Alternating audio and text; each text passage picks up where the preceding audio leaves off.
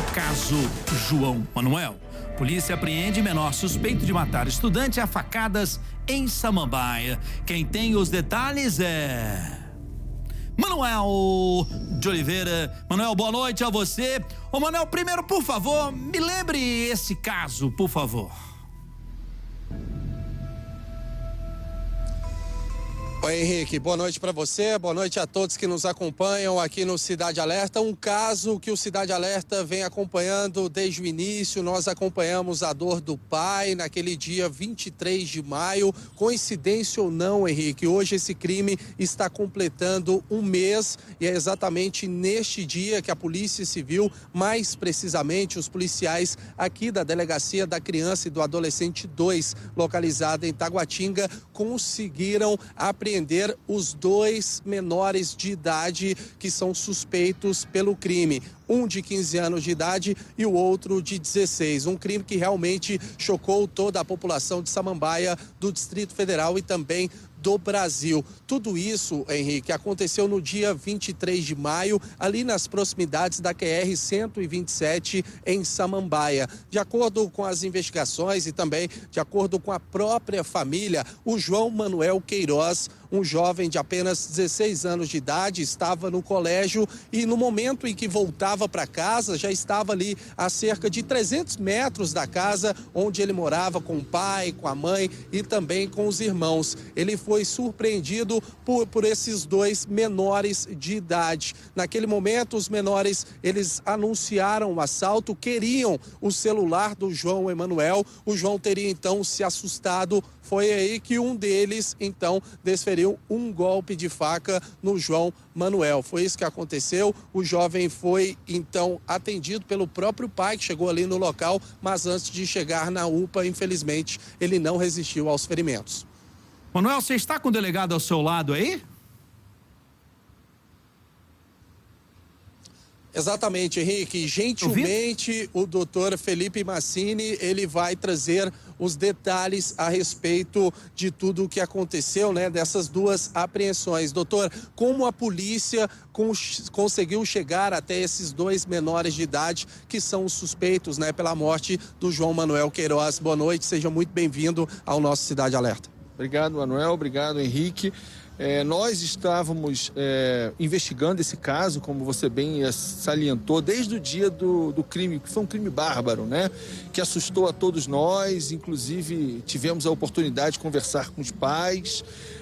Nós vimos, né, desde o dia buscando testemunhas, imagens, que nos mostrassem o que aconteceu naquele dia. E após algum tempo de investigação, nós identificamos os dois autores, dois jovens autores, um de 15 e outro de 16 anos, e conseguimos, depois de muito investigar e muito conversar, trazê-los hoje apreendidos para cá, no dia em que são completados 30 dias dessa tragédia. Os dois adolescentes vieram até aqui, confessaram esse crime, esse ato infracional e nos detalharam o motivo desse latrocínio. Eles explicaram por que fizeram tudo isso com o João?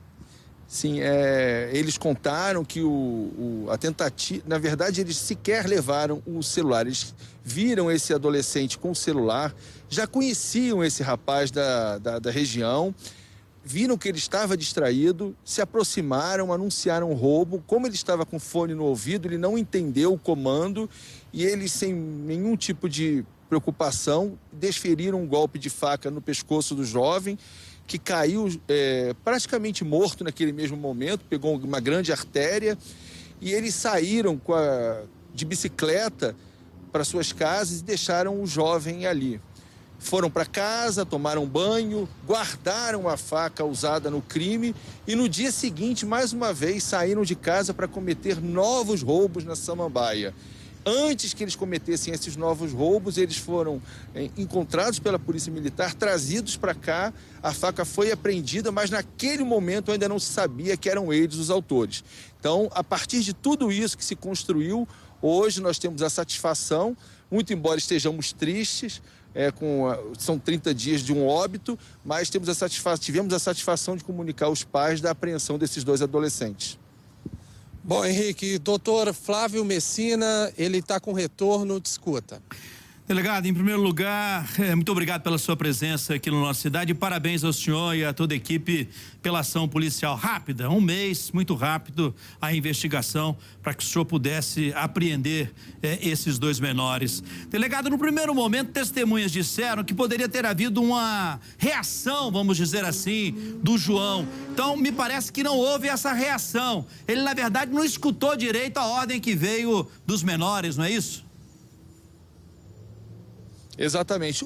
Inclusive, um dos autores, ele, de maneira bastante fria, até confessa ao senhor, depois de 25 anos como delegado de polícia, ouviu o garoto narrar de forma tão fria o que aconteceu. Ele próprio disse que não houve uma reação, que apenas o menino demorou a passar o celular e ele, com raiva, acabou desferindo essa facada. E digo para o senhor, né, a nossa vivência de 25 anos como delegado realmente me assustou, porque no dia seguinte, com a faca cometida nesse ato bárbaro, ele saiu para cometer novos roubos. E no dia de hoje, eles já tinham cometido outros 10 roubos na Samambaia. Um pouco antes de nós alcançarmos esses 2, eles já tinham cometido 10 roubos. Então, eles estavam se dedicando realmente ao crime.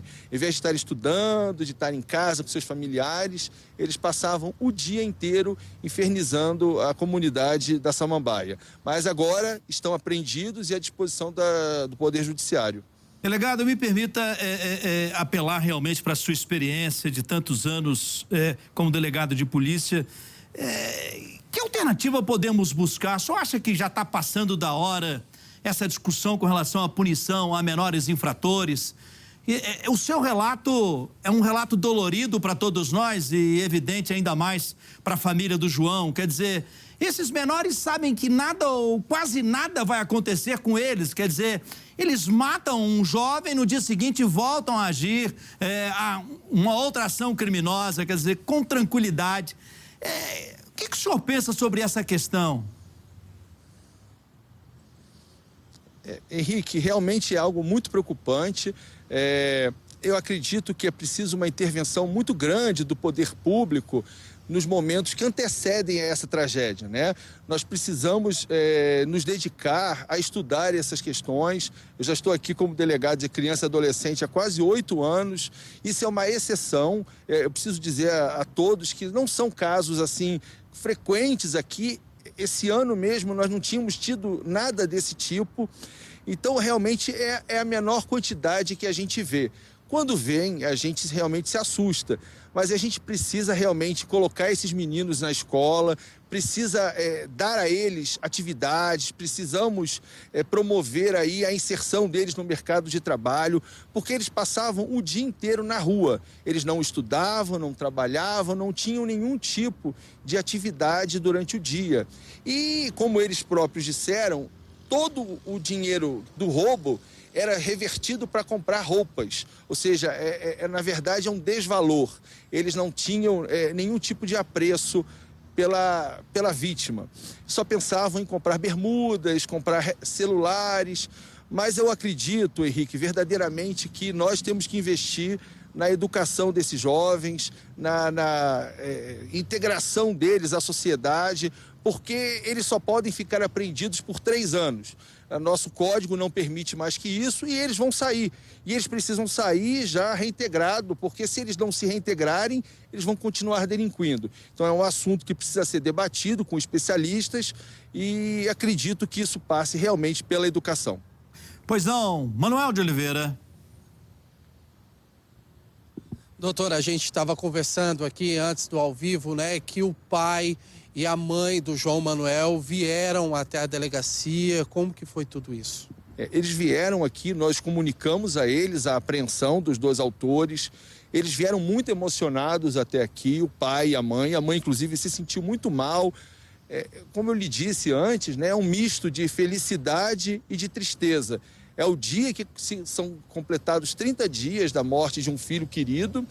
E, evidentemente, que quando isso acontece, as pessoas esperam pela justiça, né? É comum que as pessoas fiquem felizes com a prisão ou apreensão daqueles que fazem o mal a seus familiares. Então eles vieram aqui, se emocionaram, tomaram ciência dessa apreensão, estão felizes, mas ao mesmo tempo muito emocionados, muito tristes pela perda do filho, mas vieram inclusive nos cumprimentar. Quer dizer, é uma família realmente destroçada e isso durante muitos anos vai demorar a se curar, se é que vai se curar algum dia.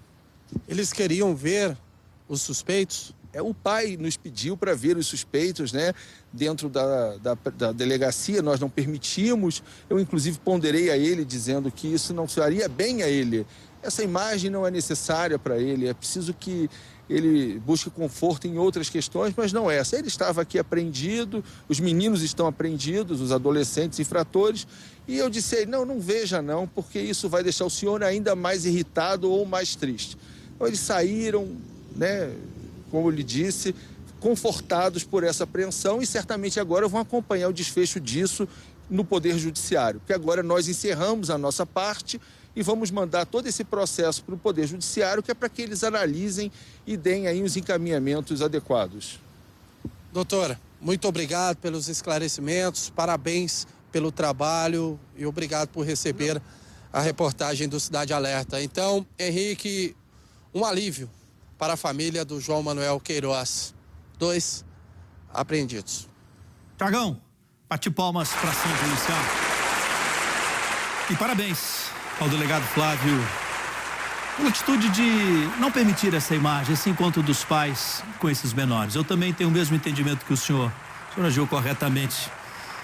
Isso não faria bem a eles, de jeito nenhum, de jeito nenhum.